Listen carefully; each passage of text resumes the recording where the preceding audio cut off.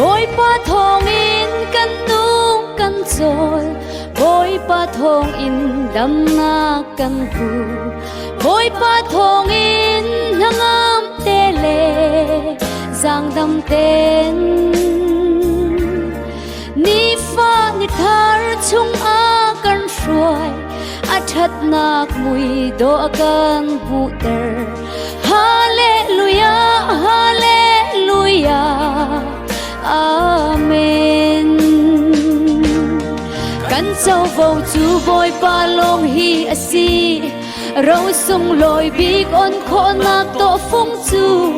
van nun ngay tu kan si e hallelujah bồi pa thong in hangam te le giang dam te in kan leng tha e hallelujah hallelujah amen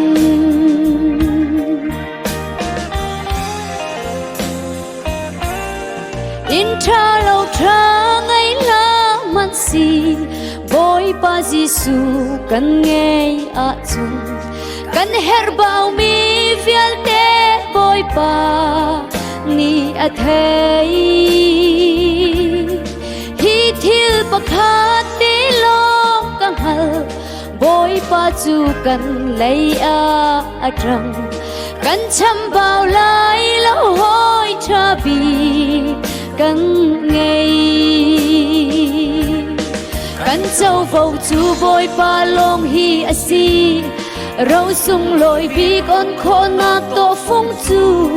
van nun ngay tu kan si e hallelujah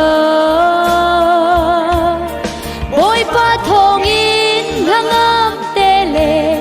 giang dam te in kan leng na e hallelujah hallelujah amen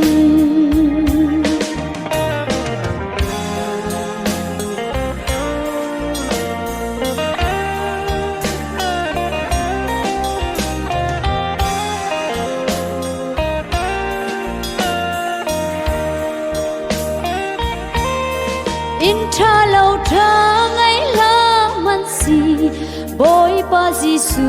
kan ngei a chung kan her bao mi vial te bồi pa ni a thei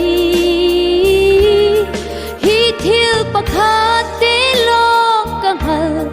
bồi pa chu kan lei a trăng kan cham bao lai lo hoi tha bi kan ngei kan châu vô chu bồi pa long hi asi rau sung loi bi con kho nak to phung chu van nun ngay tu kan si e hallelujah bồi pa thong in hangam te le giang dam te in kan leng na e hallelujah hallelujah amen kan châu vô chu bồi pa long hi asi rau sung loi bi con kho nak to phung chu van nun ngay tu kan si e hallelujah bồi pa thong in hangam te le giang dam te in kan leng tha e hallelujah hallelujah amen hallelujah hallelujah amen hallelujah hallelujah